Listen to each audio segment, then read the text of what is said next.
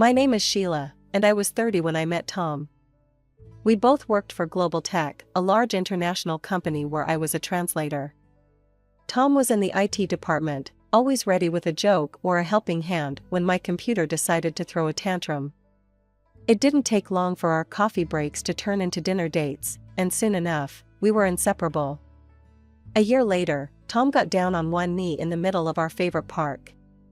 The wedding was a whirlwind of white lace and champagne toasts. Tom's parents, Margaret and Robert, seemed nice enough. Margaret hugged me tightly and whispered, "Welcome to the family, dear." If only I had known then what that welcome truly meant. After the honeymoon, we moved into Tom's apartment. It was spacious and modern, with a view of the city skyline that took my breath away. "This is perfect," I said, twirling around the living room. Tom grinned. "Wait till you see the kitchen." Mom insisted on getting all top-of-the-line appliances when I first moved in. I should have paid more attention to those words. Should have asked more questions. But I was too caught up in the excitement of starting our life together. The first few weeks were bliss. Tom and I fell into an easy rhythm, sharing chores and enjoying quiet evenings together. Then, one Saturday morning, it happened. I was in the kitchen, attempting to make pancakes, when I heard the front door open. Thinking Tom had returned from his morning run, I called out, "Hope you're hungry, babe." But it wasn't Tom who walked into the kitchen. It was Margaret. "Oh, hello dear," she said, her eyes scanning the mess I'd made. "I thought I'd pop in and see how you two are settling in." I stood there, spatula in hand, completely stunned. "Margaret, how did you?" She dangled a key in front of me. "I have a spare, of course. How else would I check on my Tommy?" Margaret bustled past me, opening cupboards and peering into the fridge. I watched in disbelief as she pulled out cleaning supplies and started wiping down the already spotless counters. "But, we're married now." "You don't need to." "Nonsense," she interrupted. "Tommy's still my boy. And I have so much free time these days. I'm happy to help." For the next hour, I endured a running commentary on my housekeeping skills, or lack thereof, according to Margaret. By the time Tom returned, I was ready to scream. "Mom?" Tom said, surprise evident in his voice. "What are you doing here?" Margaret beamed at him. "Just helping Sheila get things in order, dear. You know how overwhelming it can be for a new wife." I bit my tongue so hard I tasted blood. Tom shot me an apologetic look, but didn't say anything to contradict his mother. The next few weeks were a blur of unexpected visits and unsolicited advice. Margaret seemed to materialize in our apartment at the most inconvenient times, always armed with a critique and a story about her own domestic prowess. One afternoon, as I was folding laundry, she burst in without warning. "Oh, Sheila," she said, eyeing my neat piles of clothes. "That's not how you fold t-shirts. Here, let me show you." I gritted my teeth. "Margaret, I appreciate your help, but..." "Nonsense," she interrupted, already refolding a stack of Tom's shirts. "I've been doing this for years. Did I ever tell you about my own mother-in-law?" Now she was a piece of work. And so began another session of Margaret's favorite pastime, regaling me with tales of her own suffering at the hands of her mother-in-law. She used to come over unannounced, Margaret said, oblivious to the irony. Always criticizing my cooking, my cleaning. Nothing was ever good enough for her. I bit back the urge to point out the similarities. Instead, I forced a smile. "That must have been difficult." "Oh, it was," Margaret nodded sagely. "But I endured it. And look how well Tommy turned out. You should be grateful I'm nothing like her." Grateful, right? Because having my privacy invaded and my abilities constantly questioned was such a blessing. As the days wore on, my patience wore thin. Margaret's visits became more frequent, her criticism more pointed. She'd run her finger along the top of the fridge, skiing at imaginary dust. She'd reorganize the pantry, claiming she knew best how Tommy liked things. Tom, for his part, seemed oblivious to the tension. "Mom's just trying to help," he'd say whenever I brought it up. "She means well." But good intentions or not, I was at my breaking point. The constant intrusion, the endless criticism, the thinly veiled insults, it was all becoming too much. It came to a head one Sunday afternoon. I was in the middle of preparing dinner when Margaret waltzed in, key in hand. "Sheila, dear," she called out, her voice sickeningly sweet. "I thought I'd drop by and give you some pointers on proper meal planning. Tommy's always been particular about his Sunday roasts." I stood there, wooden spoon in hand, feeling something inside me snap. This was my home, my kitchen, my marriage. And I'd had enough. Taking a deep breath, I turned to face her. "Margaret," I said, my voice surprisingly steady, "we need to talk." Her eyebrows shot up in surprise. "About what, dear?" "About boundaries," I replied. "About privacy. I appreciate your intention to help, but coming over unannounced, criticizing everything I do, it's not helping. It's making me feel uncomfortable in my own home." She left without another word, the door slamming behind her. As the sound echoed through the apartment, I leaned against the counter, exhausted but oddly exhilarated. That evening, as Tom and I sat down for dinner, I knew I had to broach the subject. "Tom," I started, pushing my food around on my plate, "we need to talk about your mother." He sighed, putting down his fork. "What's she done now?" I took a deep breath and recounted the day's events, along with all the other incidents that had been building up. As I spoke, I could see the conflict in Tom's eyes, torn between his love for his mother and his commitment to me. "Sheila, I know Mom can be intense," he said carefully. "But she means well. She's just trying to help." I shook my head. "Tom, I understand that. But this isn't help, it's control. She comes into our home uninvited, criticizes everything I do, and makes me feel like an intruder in my own life. It has to stop." Tom ran a hand through his hair, clearly uncomfortable. "What do you want me to do?" "I need you to set boundaries with her," I said firmly. "Take back her key. Ask her to call before coming over. And most importantly, I need you to stand up for me when she oversteps." There was a long pause as Tom processed my words. Finally, he nodded. "You're right. I'll talk to her." True to his word, Tom had a conversation with Margaret the next day. I wasn't present for it, but from what Tom told me, it didn't go well. Margaret was hurt and offended, claiming we were pushing her out of our lives. But in the end, she reluctantly agreed to our terms. For a while, things seemed to improve. Margaret's visits became less frequent and were always preceded by a phone call. But the peace was short-lived. It started with little things. Suddenly, I found myself uninvited to Sunday dinners and holiday celebrations. When I asked Tom about it, he'd shrug uncomfortably. "Mom says it's just immediate family this time," he'd say, not meeting my eyes. The final straw came on Tom's father Robert's birthday. Tom and I had planned to go together to wish him well, but at the last minute, Tom got called away on an urgent work matter. "You should still go," Tom insisted. "Dad would want to see you." Hesitantly, I agreed. I rang the doorbell, gift in hand, and waited. When Margaret opened the door, her eyes narrowed. "Sheila," she said, her voice dripping with false sweetness. "What a surprise. We weren't expecting you. This is a family gathering. And let's be honest, dear. You're not really family, are you?" Her words hit me like a slap. I stood there, stunned, as she continued. "You've made it quite clear that you don't want me in your life," she said. "So I think it's best if you leave now. We wouldn't want any uninvited guests ruining Robert's special day."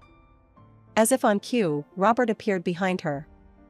"What's going on?" he asked, looking between us. Margaret's demeanor changed instantly. "Oh, Robert," she said, her voice trembling theatrically. "Sheila here was just leaving. Isn't it awful how she's pushed me out of Tommy's life? Taken away my keys, forbidden me from visiting my own son?" I felt my face burning with anger and humiliation. That's not true, I protested. I only asked for some boundaries. Enough, Robert said firmly, surprising us both. He turned to Margaret, his expression stern. That's enough, Margaret. Sheila is family, and she's welcome here. He then looked at me, his eyes softening. Please, come in, Sheila. We'd love to have you join us. Shocked and grateful, I stepped inside. Margaret, clearly furious, stormed off to the kitchen. As I followed Robert into the living room, I could feel the eyes of the other guests on me, curious about the scene they'd just witnessed. The next few years were a constant battle with Margaret. Despite our efforts to set boundaries, she always found ways to insert herself into our lives. Then, tragedy struck. Robert fell ill suddenly, his condition deteriorating rapidly. When he passed away, it felt like the world had shifted on its axis. The funeral was a somber affair, with Margaret stoically going through the motions, barely acknowledging my presence. After the service, Robert's lawyer, Mr. Thompson, a kind-eyed man who had been his close friend, approached us. Mrs. Walker, if you and your son could join me in private? Mr. Walker left some specific instructions regarding his will. When they emerged, the atmosphere had changed drastically. Margaret looked pale and shocked, while Tom seemed confused and conflicted. As we drove home, Tom finally broke the silence. Dad left everything to me, he said quietly. The house, the savings, everything. Even Mom's house. I was stunned. What? But why? Tom shook his head. I don't know. The lawyer didn't explain. At that moment, I remembered Margaret's reaction. Her face had been a mix of disbelief and anger. I could have sworn I heard her mutter under her breath, "That fool," before composing herself. The next day, Margaret called Tom, her voice trembling. Tommy, you're not going to kick me out, are you? This house, it's all I have left of your father. Tom's response was immediate. Of course not, Mom. The house is yours to live in. And I'll set up a monthly allowance for you. I didn't object. It was Tom's inheritance, his money, his decision. And despite our differences, I couldn't imagine leaving Margaret homeless after losing her husband. However, our act of kindness did little to soften Margaret's attitude towards me. She stopped coming to our house, but her influence was still felt. She called Tom constantly, always with some emergency or excuse for why he needed to come over. Tommy, the sink is leaking. I think I heard a strange noise in the attic. I'm not feeling well. Could you stay the night, just in case? Tom, ever the dutiful son, would rush to her aid, often staying overnight. It was driving me crazy. As Margaret's birthday approached, I braced myself for another round of exclusion. For the past 2 years, I'd been pointedly uninvited from family gatherings, relegated to the role of outsider in my own marriage. So when Tom announced he had to leave on a last-minute business trip, I resigned myself to a quiet evening alone. I was surprised, then, when my phone rang the day before Margaret's birthday. Even more surprising was the name on the caller ID. Sheila, dear, Margaret's voice oozed sweetness through the speaker. I'm calling about my birthday celebration tomorrow. I know we've had our differences, but I'm tired of all this hostility. I'd like us to reconcile. I stood there, phone pressed to my ear, utterly dumbfounded. You want me to come to your birthday party? Of course, dear. I know Tommy can't make it, but I'd love to see you there. What do you say? Part of me wanted to refuse outright. After years of snubs and barely veiled insults, why should I believe this sudden change of heart? But Margaret's voice sounded so sincere, so genuinely warm, that I found myself wavering. I suppose I could stop by, I heard myself say. Wonderful, Margaret exclaimed. It's at the Willow Creek Country Club. I'll see you at 7. The next evening, I found myself driving to the country club, a carefully chosen gift and a bouquet of flowers on the passenger seat beside me. As I approached the entrance, a sense of unease settled in my stomach. I pulled up to the security barrier, where a guard stepped out of his booth. Name, please? Sheila Walker, I replied, trying to sound competent. The guard scanned his list, then frowned. I'm sorry, ma'am, but I don't see that name here. There must be some mistake, I said, my unease growing. Margaret Walker invited me personally. I'm her daughter-in-law. The guard shook his head. I'm sorry, but if you're not on the list, I can't let you in. It's a private event. Flustered, I got out of the car and pulled out my phone and called Margaret. After a few rings, she picked up. Margaret, it's Sheila. I'm at the entrance, but they won't let me in. A few minutes later, I saw Margaret approaching the barrier, surrounded by a group of well-dressed guests. They were all laughing, glasses in hand, clearly enjoying the party that was already in full swing. As Margaret neared my car, I expected her to clear up the misunderstanding with the guard. Instead, she fixed me with a cold stare that sent chills down my spine. Well, she said, her voice dripping with disdain. If it isn't the little gold digger herself. Did you really think I'd let trash like you into my birthday celebration? I stood there, stunned, as Margaret continued her tirade. I specifically chose this venue to keep out unwanted elements like you. Why are you even here? You're not family. You're nothing but a money-hungry tramp who trapped my son. The guests behind her tittered, clearly enjoying the show. I felt my face burning with humiliation and anger. But, you invited me, I stammered. You said you wanted to reconcile. Margaret's laugh was cold and cruel. Oh, you poor, naive girl. I wanted to see just how desperate you were to get your hands on our family's money. And look at you, showing up like a stray dog, begging for scraps. For a moment, I stood face to face with Margaret, seeing the malice gleaming in her eyes. Then, with deliberate slowness, I dropped the flowers and gift at her feet. Without another word, I got back in my car and drove away, Margaret's mocking laughter and the sounds of the party fading behind me. I drove home in a daze, my mind reeling from Margaret's cruel words and actions. As soon as I walked through the door, I collapsed onto the couch and called Tom, my hands shaking as I dialed his number. Through tears and hiccups, I recounted the entire humiliating ordeal.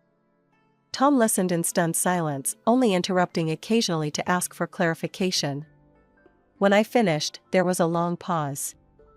Then, Tom's voice came through, low and angry. I'm coming home, and then I'm going to have a very serious conversation with my mother. True to his word, Tom was on the next flight home. When he arrived, he held me close, apologizing over and over for his mother's behavior. Then, with a determined look in his eye, he picked up the phone and called Margaret.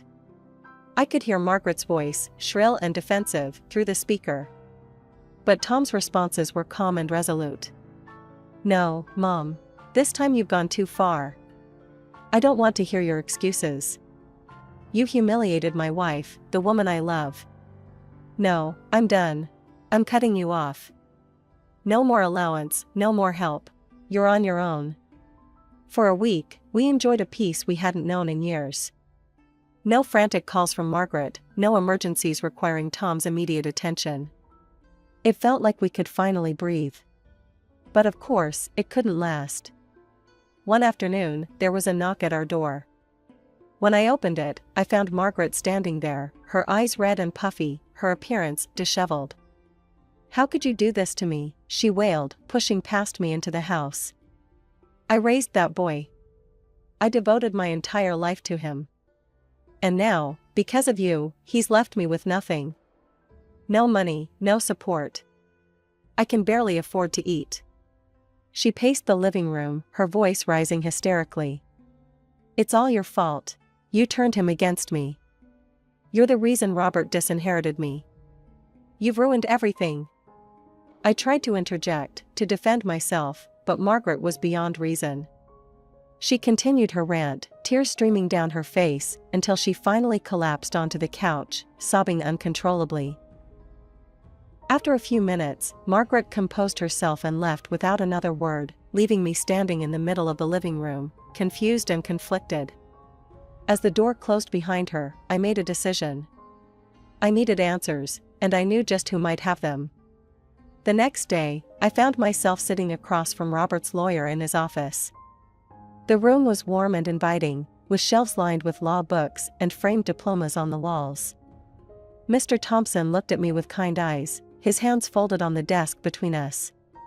"Mrs. Walker," he began, "I understand you have some questions about your father-in-law's will?"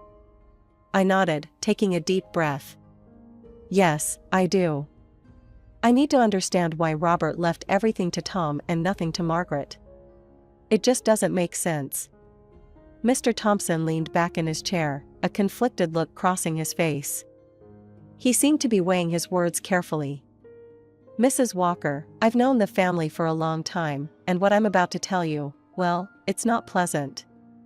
The truth is, Margaret had been unfaithful to Robert." I felt my jaw drop. "What?" "She had a lover," Mr. Thompson continued. "A man who passed away shortly before Robert's death. This man left Margaret a significant amount of property in his will." I sat there, stunned, as Mr. Thompson went on. "Robert found out about the affair and the inheritance. They had a terrible argument, and that's when he decided to change his will, leaving everything to Tom." My mind was reeling. Margaret, who had always portrayed herself as the devoted wife and mother, had been living a double life. But Mr. Thompson wasn't finished. "There's more," he said, his voice somber. "Years ago, when Tom was just a boy, Robert's mother, Tom's grandmother, fell ill. She had saved money for years to afford a place in a private nursing home, where she hoped to spend her final days in comfort." I listened, a sense of dread growing in the pit of my stomach. Margaret convinced Robert to sell his mother's property and send her to a state-run facility instead. They kept the money for themselves and rarely visited the poor woman. She passed away not long after, alone and neglected. I felt sick. The Margaret I knew was manipulative and cruel, but this was a level of callousness I couldn't have imagined. "Robert carried that guilt with him for years," Mr. Thompson said softly. "I think changing his will was his way of trying to make things right, to ensure that Margaret couldn't do to Tom what she had done to his mother." As I left Mr. Thompson's office, my head was spinning. The woman who had accused me of being a gold digger had been the real predator all along, pursuing her own interests at the expense of her family's well-being and happiness. That evening, when Tom came home from work, I sat him down and recounted everything I had learned from Mr. Thompson. Tom listened in stunned silence, his face a mix of disbelief, anger, and profound sadness. "I can't believe it," he said when I finished, his voice barely above a whisper. "All these years, she's been lying to us, manipulating us." We stayed up late into the night, talking through the implications of these revelations. Tom was devastated, but also resolute. "This ends now," he said firmly. We didn't have to wait long for Margaret to make her next move. A few days later, she showed up at our door, all tears and pleas for help. "Tommy," she began, her voice quavering. "I know you're angry, but please. I need your help. I have nothing left." Tom's face was like stone as he replied, "That's not true, is it, Mom? We know about your lover, about the apartment and money he left you." Margaret's face drained of color. What are you talking about?" "Drop the act," Tom said, his voice cold. "We know everything. About your affair, about what you did to Grandma. All of it." Margaret's demeanor changed instantly. Gone was the pitiful, pleading woman. In her place stood someone I recognized all too well, calculating, angry, ready to lash out. "How dare you," she shrieked. "After everything I've done for you. You ungrateful, selfish boy." Tom didn't flinch. "Ungrateful? You're right, I am. Unlike you, I won't be sending you to a state nursing home to die alone." Margaret recoiled as if she'd been slapped. Tom continued, his voice steady, "I'm selling the house. You need to leave. Use the money and property your lover left you, and stop trying to deceive and use everyone around you." Margaret's indignant screams could probably be heard down the block, but Tom remained unmoved. He gave her a deadline to vacate the house, and true to his word, he sold it soon after. We later learned that Margaret had moved into the apartment left to her by her lover, evicting the current tenants and having to pay a hefty sum for breaking their lease. She tried calling Tom a few times after that, alternating between tearful pleas and angry accusations, but we stood firm in our decision to cut ties. As the dust settled from this tumultuous period, Tom and I found ourselves looking toward the future. And what a future it was shaping up to be. I was pregnant. We decided to sell our apartment and look for a small house, somewhere we could raise our child in peace, away from the shadows of the past. We were careful not to let any news of the pregnancy or our plans to move reach Margaret. The last thing we wanted was for her to find a way back into our lives, especially with a baby on the way. Driving away toward our new home and new life, I felt a sense of hope I hadn't experienced in years. Whatever challenges lay ahead, I knew Tom and I would face them together, stronger for having weathered this storm.